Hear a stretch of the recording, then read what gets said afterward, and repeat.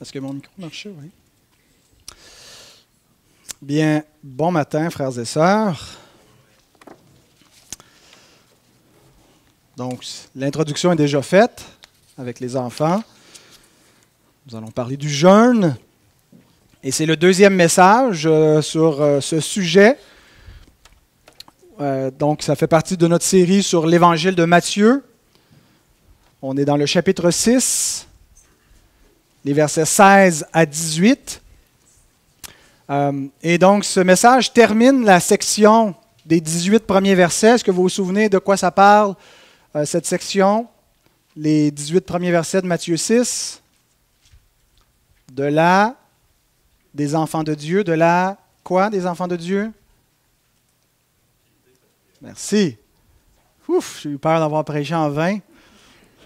La piété des enfants de Dieu, et qui se fait par 3 actes.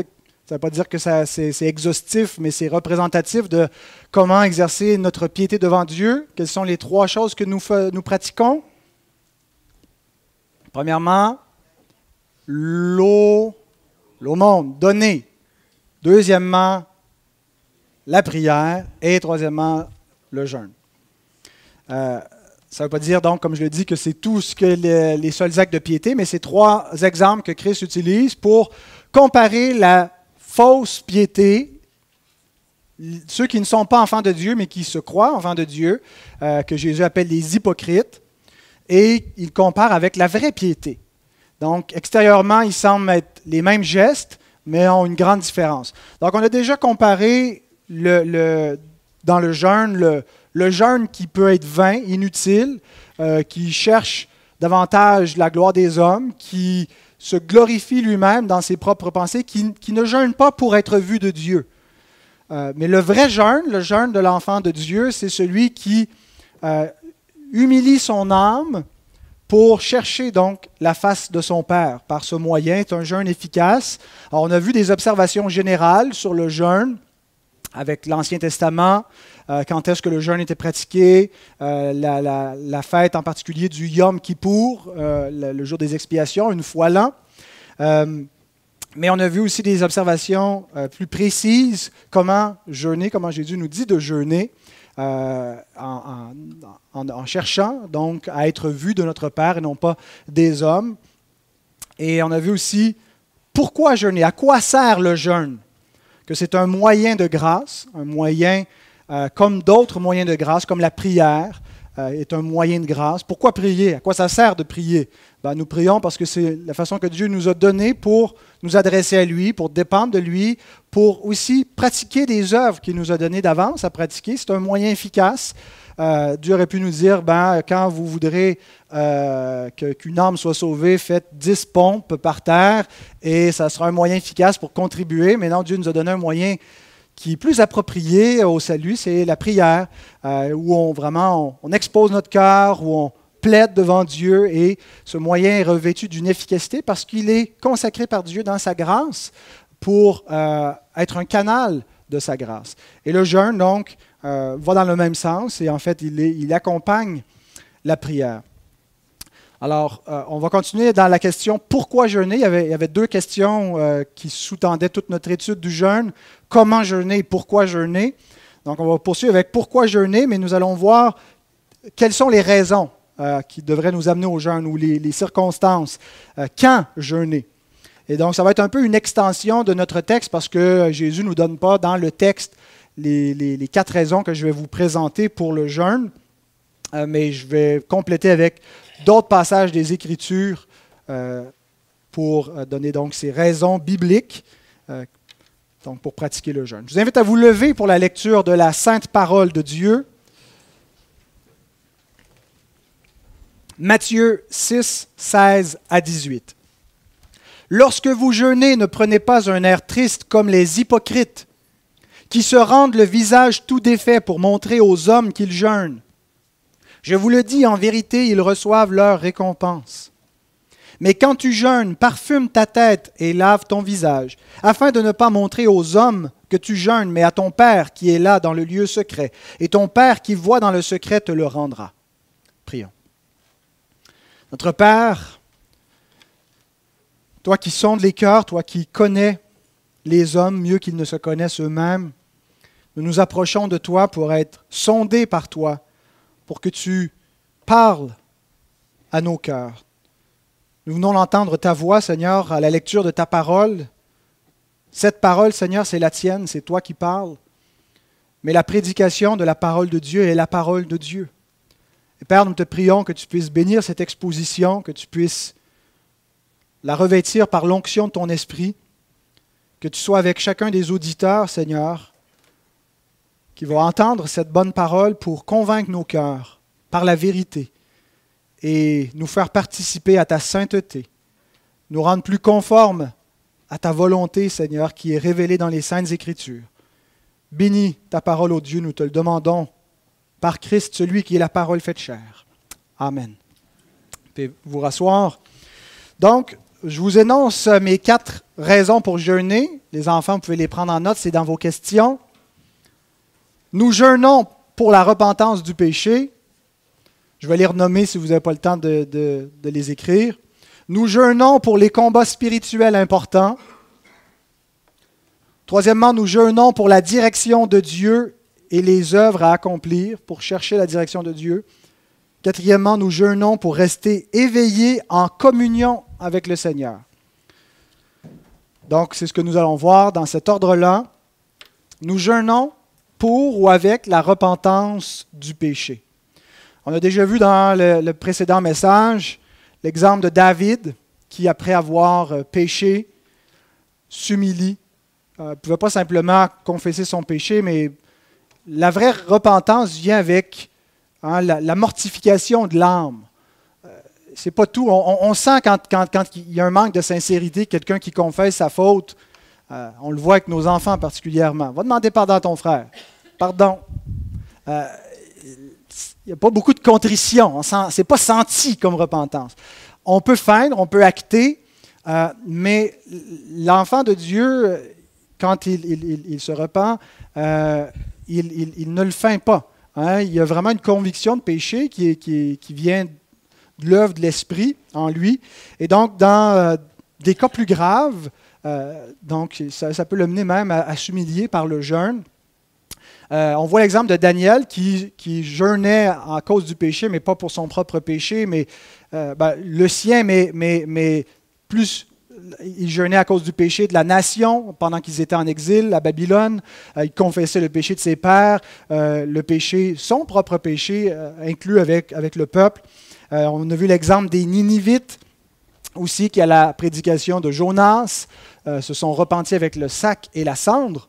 Et donc, ce qui a amené la repentance de Dieu, c'est une façon de parler quand l'Écriture parle de la repentance de Dieu, c'est que Dieu finalement avait annoncé qu'il les punirait, mais donc quand ils se repentent, c'est parce qu'ils ont changé, c'est pas Dieu qui a changé, c'est eux, donc Dieu ne les punit pas.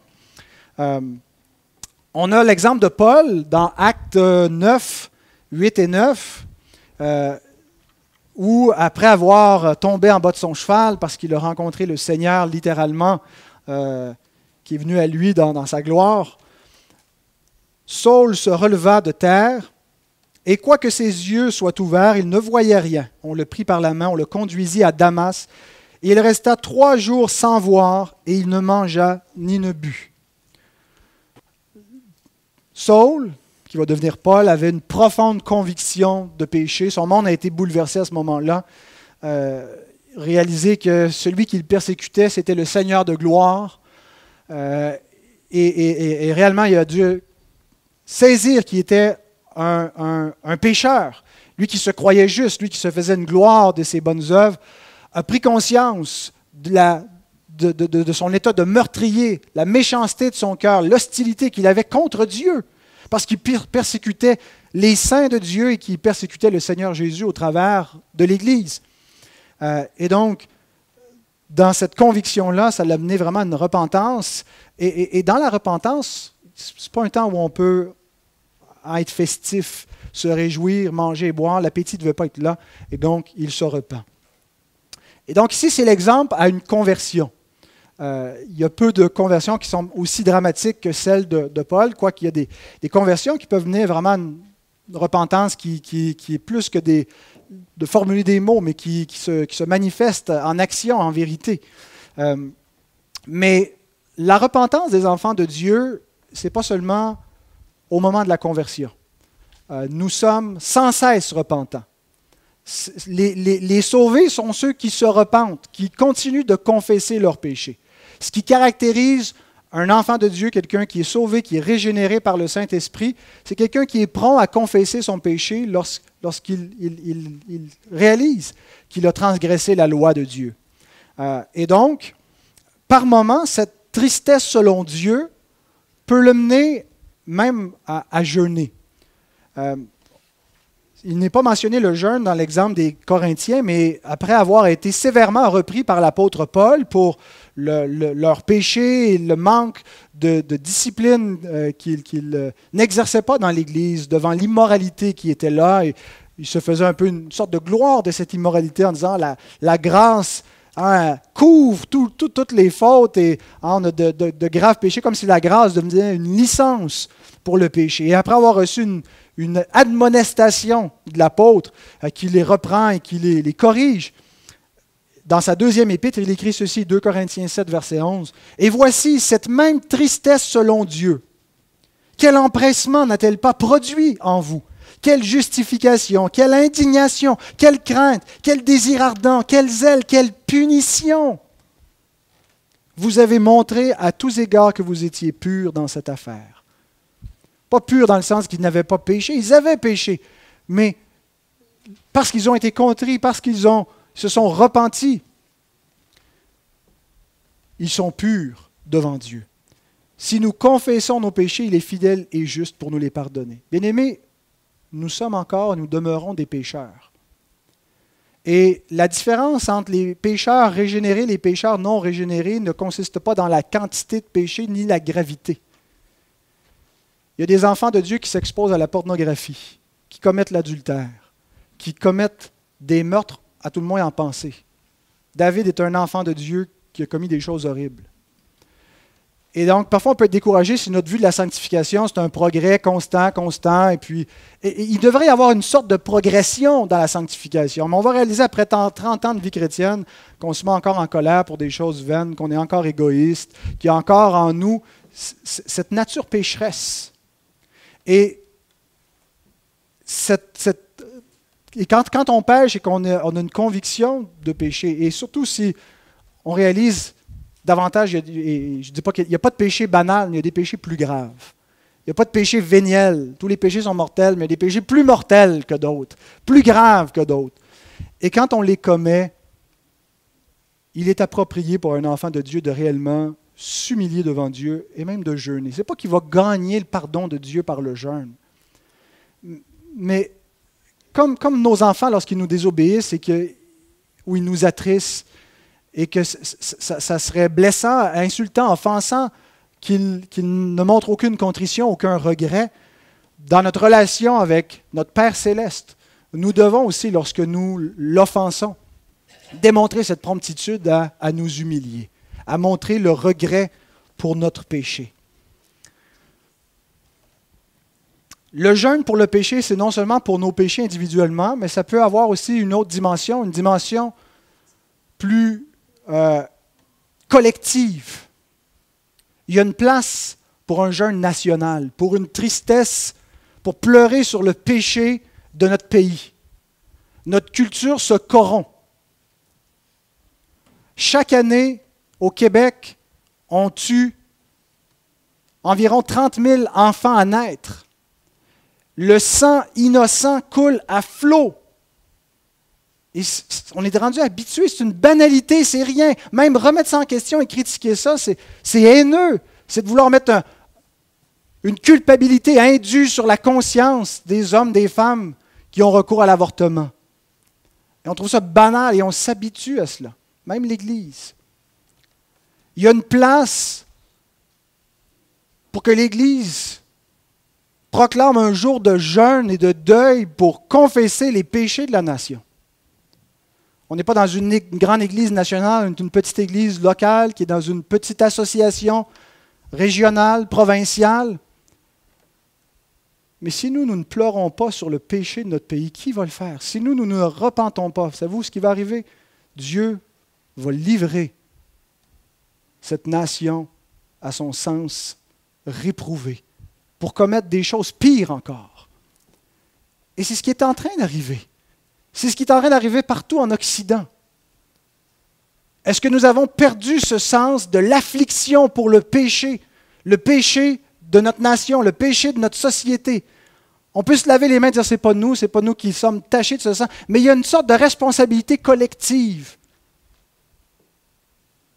Et notre responsabilité collective devrait nous amener par moments. Il ne faut pas dire qu'on devrait vivre constamment dans la tristesse, jamais ouvrir une bouteille de vin, jamais manger un filet mignon parce qu'on ne peut pas se réjouir parce qu'il y a des péchés qui sont commis. Mais il y a des temps pour s'arrêter et pour confesser le péché de la nation, pour implorer la miséricorde de Dieu, pour lui demander de convertir des âmes, de sauver des pécheurs, de faire un réveil. Ce n'est pas la politique qui va changer le cœur de l'homme, c'est la proclamation de l'Évangile. Et la proclamation de l'Évangile doit être soutenue par la prière. Et la prière doit être soutenue par le jeûne. Alors, peut-être on s'en parlera, les officiers, et avec les autres pasteurs de l'association, pour proclamer un jour de deuil, un jour d'humiliation, un jour de jeûne pour nos églises. 2 Corinthiens 7, 14. « Si mon peuple, sur qui est invoqué mon nom, s'humilie, prie et cherche ma face, et s'il se détourne de ses mauvaises voies, je l'exaucerai des cieux, je lui pardonnerai son péché et je guérirai son pays. » Quand pleurons-nous sur le péché de cette génération? Quand nous affligeons-nous? On est prompt à critiquer, à haïr le monde par moment, ou à être indifférent, ou à aimer le monde. Sommes-nous capables de confesser le péché, de pleurer sur le péché de cette génération? Et il y a un danger que le manger et le boire nous rendent indifférents au péché de notre nation, à notre propre péché. C'est ce que ça fait, de vivre dans le confort. Notre seul souci, c'est de rester dans le confort. On devient comme Ézéchias. Dieu annonce un grand jugement sur la nation d'Israël. Et c'est quoi la réaction d'Ézéchias? Tout va bien aller pendant le reste de ma vie? D'accord, pas de problème. Ne pense pas à la génération suivante, il ne pense pas plus loin que... Et pourtant, Ézéchias est un des rois les plus fidèles de la tribu de Juda. Il y a réellement un danger de devenir insouciant, de chercher juste le confort de notre vie, de vouloir avoir la paix, de ne pas vouloir s'imposer aucune sorte d'abstinence, de souffrance, d'affliction que ce soit. Ne devenons pas ainsi, engourdis, indifférents, froids. Il y a une place pour intercéder et jeûner pour nos enfants rebelles. Nos enfants qui ne sont pas au Seigneur, on s'humilie avec le jeûne pour notre péché, mais pourquoi pas le faire pour nos enfants? Nos enfants que Dieu nous a donnés et qui lui ont tourné le dos.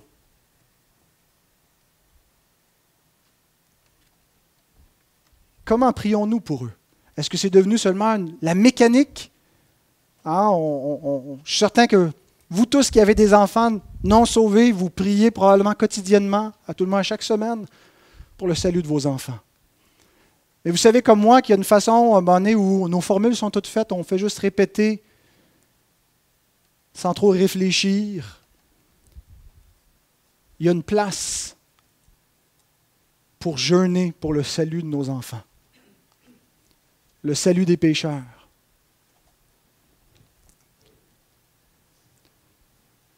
Intercéder pour eux, que Dieu leur montre leur rébellion, leur perdition, leur montre ce qui les attend. Il y a un temps pour se réjouir, bien-aimés. Et ce n'est pas de ça que je vais parler dans mon message ce matin. C'est un message qui appelle à l'affliction, qui appelle à prendre le sac et la cendre, à embrasser la tristesse. On vit dans un monde de Tylénol.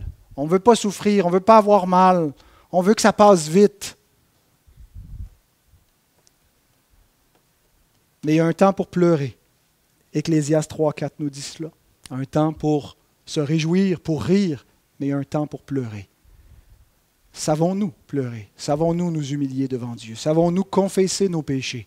Confesser les péchés de l'Église, les négligences, les péchés de nos enfants, les péchés de la société. Jacques nous dit ceci: « Approchez-vous de Dieu et il s'approchera de vous. Nettoyez vos mains, pécheurs, purifiez vos cœurs, hommes irrésolus, sentez votre misère. Soyez dans le deuil et dans les larmes, que votre rire se change en deuil et votre joie en tristesse. Humiliez-vous devant le Seigneur et il vous élèvera. » Ça ne marche pas trop avec l'évangile de la prospérité. Pourtant, c'est dans le Nouveau Testament. Ce n'est pas un texte de l'Ancien Testament, c'est un texte du Nouveau Testament. C'est écrit pour des chrétiens. Ça fait partie de la piété chrétienne. Et ce que Jacques nous dit ici, ce n'est pas « soyez constamment dans cet état-là de pleurer, de vous lamenter, réjouissez-vous jamais ». L'Écriture nous dit ailleurs que tout ce que Dieu nous donne, il nous le donne avec abondance afin que nous en jouissions. Puis je pense qu'en proportion, il y a plus de moments où on se réjouit, où on mange, où on boit, où on festoie et on glorifie Dieu en mangeant, en buvant. Mais on est aussi appelé à humilier nos cœurs, à pleurer, à changer notre joie en tristesse, à avoir un deuil devant le Seigneur, à humilier nos cœurs en confessant les péchés. Et je crains que la communauté évangélique occidentale ait en grande partie perdu cet élément de la piété chrétienne. Deuxième raison pour jeûner, nous jeûnons pour les combats spirituels importants. Et le texte qui nous présente cela, c'est l'épisode où les disciples essaient en vain de chasser un démon. Matthieu 17, 19 à 21.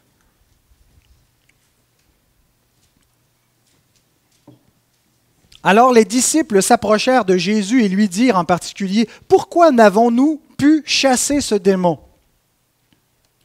C'est à cause de votre incrédulité, leur dit Jésus. Je vous le dis en vérité, si vous aviez de la foi comme un grain de sénévé, vous diriez à cette montagne: « Transporte-toi d'ici là », et elle se transporterait. Rien ne vous serait impossible. Mais cette sorte de démon ne sort que par la prière et par le jeûne. » D'abord, quand on lit cette sorte de démon, je ne pense pas que Jésus se réfère à des espèces de démons. Bon, il y a la sorte de démon, telle espèce, telle autre sorte. Ah, cette sorte-là, pour le chasser, il faut jeûner. Le texte veut plutôt dire l'espèce démoniaque, cette sorte de créature. Et il y a comme un pléonasme, une redondance. Cette sorte démoniaque, cette espèce démoniaque, ne sort que par la prière et par le jeûne. Donc, il n'est pas en train de désigner une sorte de démon par rapport à une autre sorte de démon, mais l'espèce démoniaque, génériquement, inclusivement. Alors, la situation, les disciples sont devant un combat qui est trop grand pour eux. Jésus ne dit pas qu'ils n'ont pas été capables de le chasser parce qu'ils n'ont pas assez jeûné. Il dit que vous ne l'avez pas chassé parce que vous êtes incrédules. Vous êtes devant une situation qui requiert de la foi, qui requiert une confiance en Dieu. Vous êtes devant un adversaire qui va voir votre doute, qui va voir votre faiblesse et qui va vous résister. Vous êtes incrédule, vous êtes faible, vous êtes devant un combat spirituel trop grand pour vous. Alors la cause, c'est l'incrédulité. La solution, c'est le jeûne et la prière. Pour secourir leur propre incrédulité, pour les fortifier devant les tâches qui sont impossibles, devant les montagnes qui ne peuvent pas se déplacer parce qu'on a une trop petite foi. Jésus dit, votre foi va augmenter, votre incrédulité va diminuer si vous apprenez la piété rigoureuse par le jeûne et la prière. Jean Calvin commente en disant ceci: « Faible conjurateur de démons, vous vous préparez au combat comme s'il s'agissait d'un jeu, mais vous avez affaire à un ennemi que vous ne pourrez vaincre qu'avec les plus grands efforts. Il vous faut réveiller votre foi par la prière, et parce que vous y êtes paresseux et froid, il faut la soutenir par le jeûne. » Je pense que c'est le sens de ce que Jésus veut nous dire ici. Cette sorte de démon ne sort que par le jeûne et la prière afin de nous apprendre à persévérer afin de faire augmenter notre foi, afin de soutenir notre prière par le jeûne. Les chrétiens ont amené des luttes spirituelles. Notre route jusqu'au ciel n'est pas une route pavée d'or, un chemin facile. C'est une route sinueuse, accidentée, difficile. L'Écriture nous dit que c'est par beaucoup de tribulations qu'il nous faut entrer dans le royaume des cieux. Et Dieu va éprouver notre foi. Dieu va nous faire souffrir. Vous avez été éprouvés, certains d'entre vous. Certains ont perdu des enfants, de jeunes enfants. Et je ne dis pas que la mort de vos enfants a été seulement pour le seul but d'éprouver votre foi. Dieu, dans sa souveraineté, sait parfaitement ce qu'il fait. Mais certainement que votre foi a été éprouvée. La maladie éprouve votre foi. La dépression éprouve votre foi. La persécution éprouve votre foi. Vos enfants inconvertis, vos maris, vos femmes inconvertis éprouvent votre foi. Comment pensez-vous tenir bon jusqu'à la fin? Comment allez-vous mener la bataille spirituelle? Comment résisterez-vous à la tentation, à l'ennemi qui s'approche de vous pour vous faire douter, pour vous faire vous rebeller contre Dieu, pour vous faire abandonner la course, chercher du repos ailleurs, en baissant les armes? Écoutez comment Paul menait le combat de la vie chrétienne. 2 Corinthiens 6, 4 à 7. « Mais nous nous rendons recommandables à tous égards comme serviteurs de Dieu par beaucoup de patience dans les tribulations, dans les calamités, dans les détresses, sous les coups, dans les prisons, dans les séditions, dans les travaux, dans les veilles de prière, dans les jeûnes, par la pureté, par la connaissance, par la longanimité, par la bonté, par l'Esprit Saint, par un amour sincère, par la parole de vérité, par la puissance de Dieu, par les armes offensives et défensives de la justice. » On n'est pas dans une petite campagne, une petite promenade en campagne, bien-aimés. On est en terrain de guerre. C'est un combat spirituel. Il y a des moments d'accalmie, il y a des moments très agréables dans la vie chrétienne. Mais c'est une lutte. On n'est pas encore dans notre repos céleste. On est des pèlerins en voyage. On est des soldats en campagne, en bataille. Et nous avons besoin de tout l'arsenal, de toute la panoplie, de ce que Dieu a pourvu. Dieu nous a donné dans sa grâce tout ce qui contribue à la vie, à la piété. Les moyens de grâce que Paul nous énumère ici, qui sont efficaces pour qu'on puisse mener cette lutte. Pensez-vous maintenir un corps en santé sans le nourrir, sans l'abreuver, sans le reposer, sans l'exercer? Comment maintenir notre esprit sans les moyens de grâce? Si nous le faisons pour le corps, si nous nous imposons ces choses pour notre propre bien-être, faisons-le à plus forte raison encore pour la bataille spirituelle, pour le bien-être de notre esprit. Et non seulement pour nous-mêmes, mais aussi en combattant pour et avec les autres. La solidarité de l'Église, où nous portons les fardeaux les uns des autres et où nous jeûnons pour d'autres. Psaume 35, versets 13 et 14. « Et moi, quand ils étaient malades, je revêtais un sac, j'humiliais mon âme par le jeûne. » David nous dit ici qu'il jeûnait pour ceux qui sont par la suite devenus des ennemis, mais lorsqu'ils étaient malades, ses amis, qui considérait des proches, des frères, il humiliait son âme pour eux, il jeûnait en intercédant pour eux. Je priais la tête penchée sur mon sein, comme pour un ami, pour un frère, je me traînais lentement, comme pour le deuil d'une mère, je me courbais avec tristesse.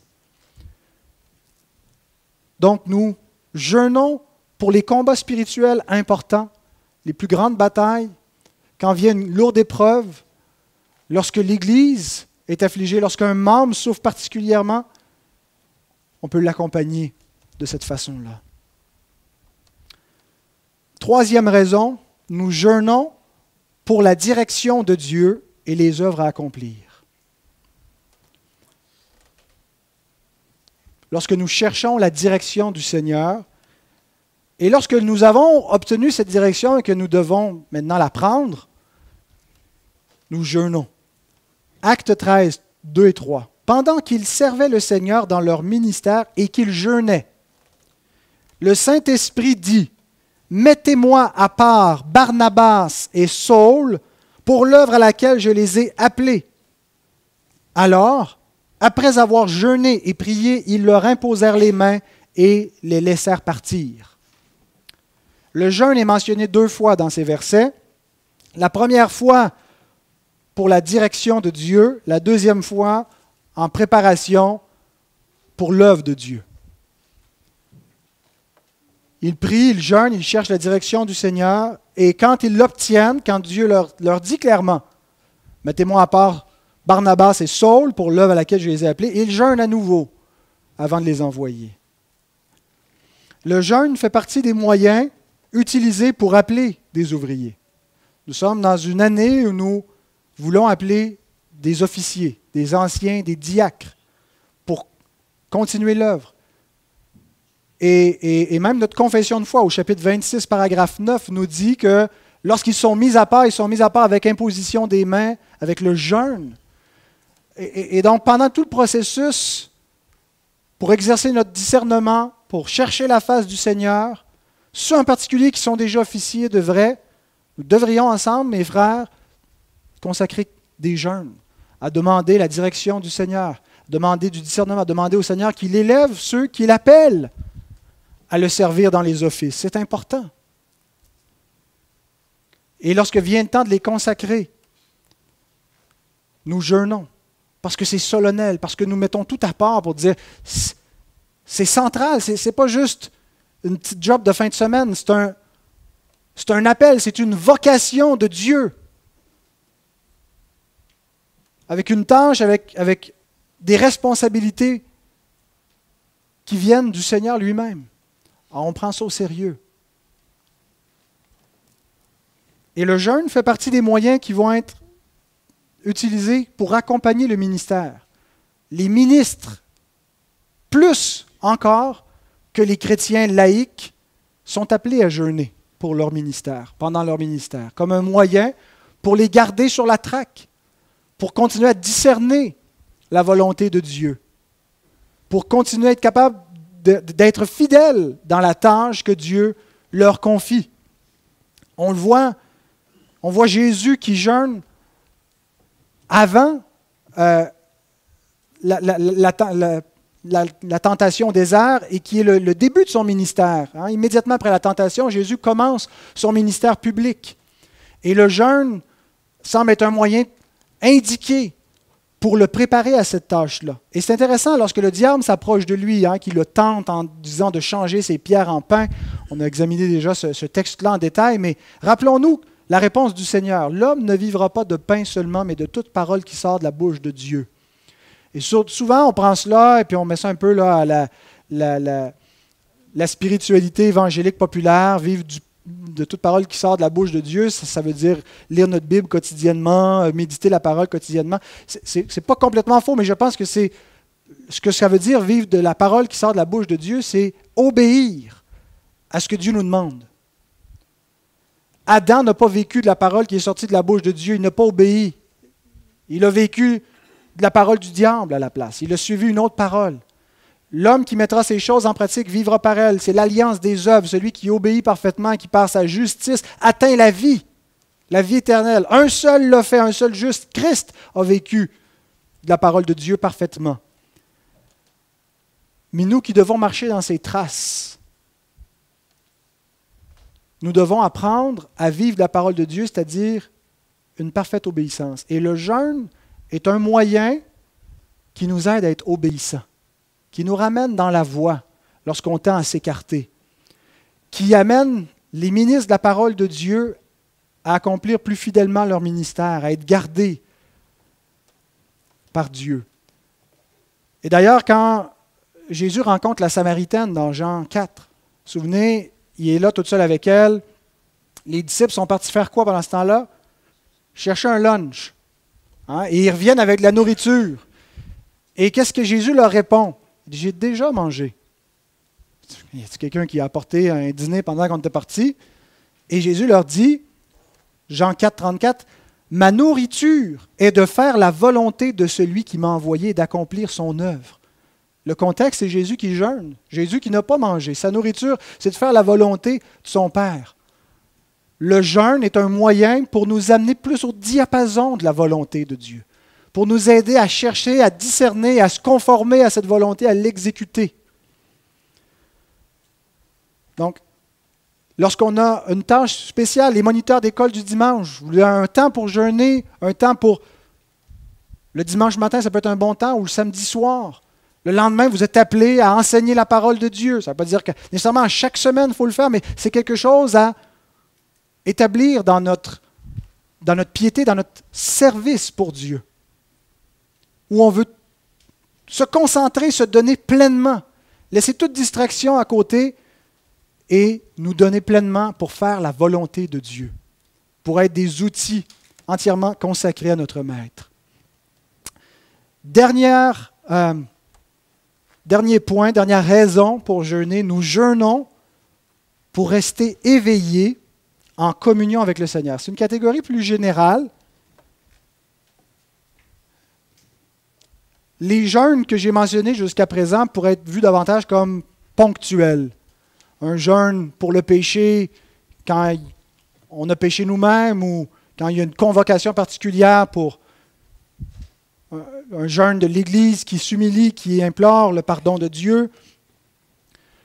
Un jeûne pour les combats spirituels qui arrivent momentanément. On n'est pas toujours dans la plus grande intensité, au plus fort du combat. Mais lorsque ça vient, c'est ponctuel. Un jeûne pour la direction de Dieu, ça peut être vu de manière générale, mais aussi il y a des moments spécifiques où on a besoin davantage, où on a une tâche à accomplir. Mais le quatrième jeûne est vu davantage comme un jeûne régulier, pour rester éveillé en communion avec le Seigneur comme une constante dans notre vie. Quelque chose qui peut même être à l'agenda hebdomadaire ou mensuel, qui accompagne notre habitude de prière régulière. Et donc, qui consiste à développer une discipline spirituelle. Vous voyez ça un peu comme aller au gym. On ne va pas au gym à tous les jours nécessairement, peut-être certains, les plus zélés, mais on se garde en forme. Il y a des journées où on fait plus d'exercices que d'autres. Donc, il peut y avoir comme ça une journée d'exercice spirituel, une journée où on jeûne un repas ou la journée entière, ou ça peut être une période de l'année. Mais pour développer une discipline spirituelle, apprendre à humilier notre chair, privez-la un petit peu, vous allez voir. Vous allez l'entendre grogner. Vous allez voir l'insatisfaction. Vous allez réaliser la faiblesse de notre volonté. À quel point la chair a une emprise puissante. Et pas la chair, le péché comme tel, mais le corps lui-même et ses désirs.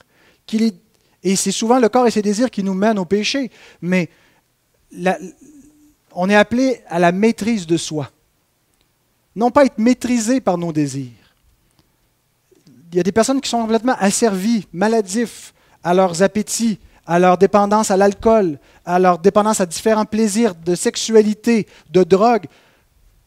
Ils ne se contrôlent pas. Ils sont contrôlés par leurs appétits, par leurs envies, par leurs désirs. Et c'est une façon donc de reprendre le dessus, de mortifier notre chair et de dire « c'est moi qui ai le boss ». Je ne suis pas contrôlé par quoi que ce soit. Paul dit « je ne me laisserai pas servir par quoi que ce soit ». Je ne veux pas être dépendant de quoi que ce soit. Donc, un jeûne qui a plus une fonction d'amener une discipline spirituelle dans notre vie et qui est peut-être motivé par le danger de l'engourdissement, le danger de s'endormir, le danger de ne pas être éveillé, de ne pas être aux aguets, le danger de tomber dans la paresse. Et ça arrive lorsque notre chair est toujours et constamment rassasiée. Je suis en train de lire Jérémie et j'ai été frappé par ce verset au début, dans Jérémie 5, verset 8. « Semblable à des chevaux bien nourris, qui courent çà et là, chacun hennit après la femme de son prochain. » C'est quoi le problème? Constamment rassasiés, semblable à des chevaux bien nourris qui sont constamment rassasiés, qu'est-ce que ça développe? L'insouciance. Manque de rien, devient un peu insouciant. Le seul souci, c'est de manquer de rien. C'est de rester confortable. Et éventuellement, c'est l'immoralité. L'insouciance, le prochain pas, c'est l'immoralité. Le jeûne est un moyen de nous préserver de cette, en étant constamment rassasiés, de ne pas tomber donc dans cette insouciance. Bien-aimés, le plus grand danger que vous courez, je pense, n'est pas de devenir des hérétiques, des antitrinitaires qui allaient rejeter la divinité du Christ ou redéfinir les doctrines chrétiennes. Le plus grand danger, ce n'est pas de devenir des immoraux flamboyants qui vont tomber dans des péchés vulgaires, grossiers, évidents. Le plus grand danger qui nous guette, c'est de devenir tiède, perdre le premier amour, de tomber dans un engourdissement, une sorte d'indifférence, et dont la seule chose qui nous préoccupe, c'est notre confort. On ne veut pas trop se faire barouetter le dimanche matin, un petit sermon, pas trop dérangeant, qui nous conforte. On ne veut pas de persécution, donc on ne fera pas trop de vagues, on ne s'identifiera pas trop comme chrétien. C'est le danger qui nous guette. Et le jeûne est un moyen, je pense, qui nous préserve de cela. Qui dit à notre chair, tu ne seras pas constamment confortable. Tu ne seras pas constamment rassasié dans le confort. Tu vas vivre des moments de privation, d'humiliation, de souffrance, qui vont te garder réveillé, alerte, qui vont t'amener à chercher Dieu avec plus d'ardeur et d'intensité, qui vont nous préserver de l'ingratitude. Quand on est toujours rempli à satiété, on n'est pas plus reconnaissant. Il y a plus de danger qu'on soit moins reconnaissant. Proverbe 27, verset 7. Celui qui est rassasié foule aux pieds le rayon de miel, mais celui qui a faim trouve doux ce qui est amer. Vous savez comment on devient facilement plaintif. L'hiver, on se plaint parce qu'il fait trop froid. L'été, on se plaint parce qu'il fait trop chaud. C'est dans la chair de l'homme. On est mécontent de notre état. Pourtant, on est bien. Pourtant, on a tout ce qu'il faut. On dit souvent, on est dans la ouate. On le sait objectivement, mais ça ne nous empêche pas de nous plaindre dès que ça ne prend pas grand-chose pour rendre la vie pénible. Une petite roche dans le soulier. Tout peut aller bien, tu as une garnotte dans le soulier. C'est donc pénible. Mais ce n'est pas de tomber dans l'ascétisme, l'idée de dire faut se fouetter, il faut se faire mal, il faut saigner. C'est vraiment pas ça l'idée.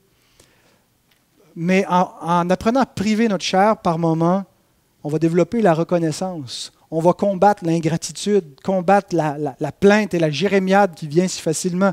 On va apprendre à souffrir. On va apprendre à endurer le mal. Le danger aussi qui nous guette, c'est d'être surpris, de ne pas être prêt. Et le confort, c'est ce qui nous empêche de nous préparer. Jésus nous dit ceci, Luc 21, 34. « Prenez garde à vous-même, de crainte que vos cœurs ne s'apesantissent par les excès du manger et du boire, et par les soucis de la vie, et que ce jour ne vienne sur vous à l'improviste. » Voyez-vous le danger du confort, le danger d'être toujours satisfait, le danger d'avoir toujours ce qu'on veut, de ne jamais être privé. Élever des enfants en leur donnant toujours tout ce qu'ils veulent va en faire des gens détestables, désagréables.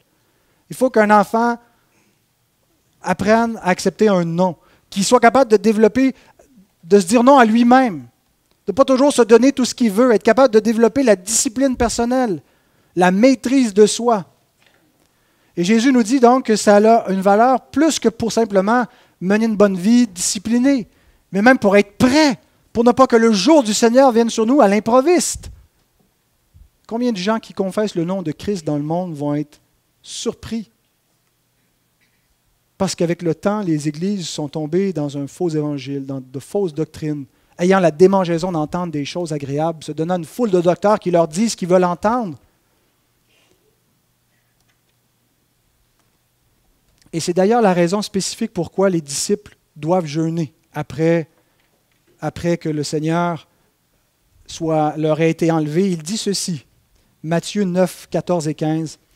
« Les disciples de Jean vinrent auprès de Jésus et dirent « Pourquoi Nous et les pharisiens jeûnons-nous, tandis que tes disciples ne jeûnent point. » Jésus leur répondit, « Les amis de l'époux peuvent-ils s'affliger pendant que l'époux est avec eux? Les jours viendront où l'époux leur sera enlevé, et alors ils jeûneront. » Jésus discernait qu'il y a un temps pour se réjouir, puis il y a un temps aussi pour s'humilier, pour pleurer.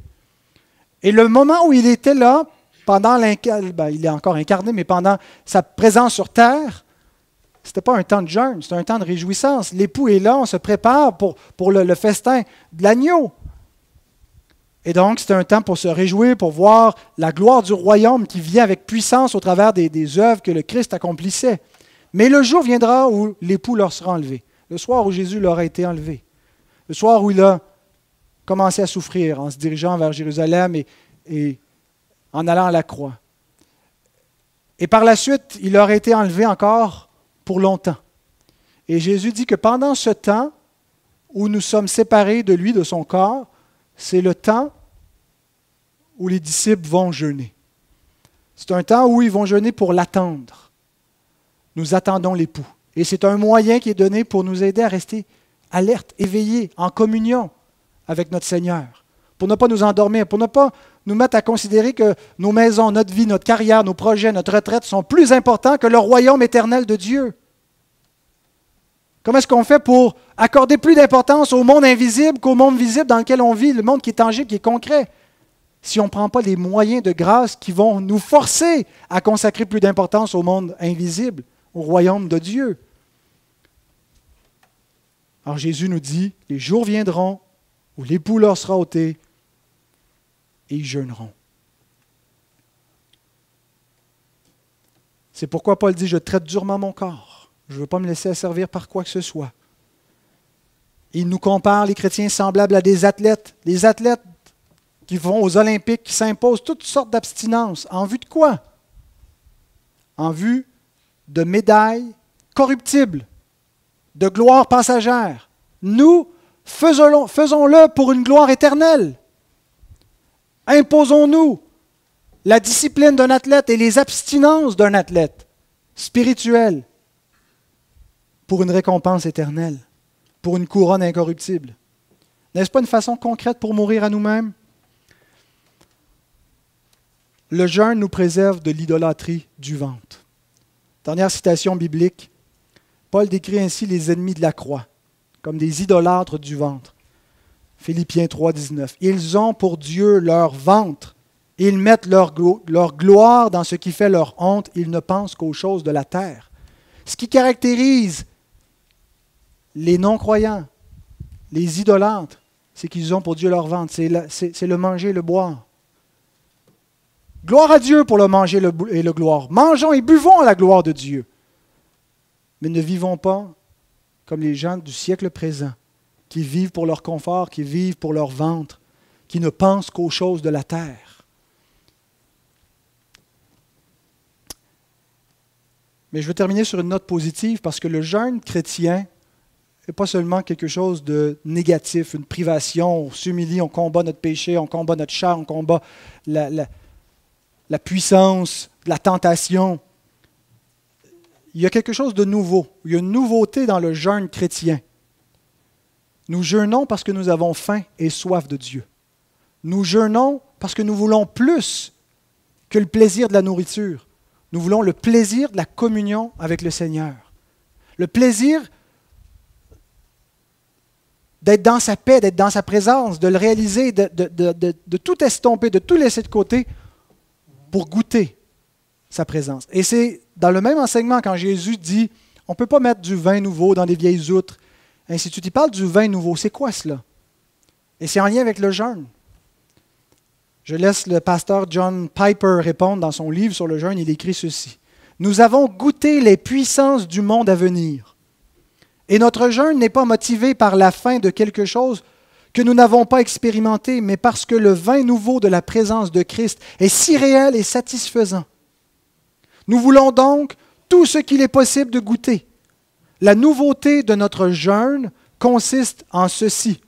Son intensité provient non de ce que nous n'avons jamais goûté le vin de la présence de Christ, mais parce que nous l'avons goûté de manière si merveilleuse par son esprit et que nous ne pouvons, et que nous ne pourrons plus être satisfaits avant que ne vienne la joie éternelle et parfaite. Le nouveau jeûne, le jeûne chrétien, est une fin pour la plénitude de Dieu. Elle est excitée par l'arôme de l'amour de Jésus et lorsque nous goûtons à la bonté de Dieu dans l'Évangile de Christ. Alors voilà d'amples raisons pour pratiquer momentanément le jeûne dans nos vies, dans notre vie d'Église. Que Dieu bénisse sa parole. Amen.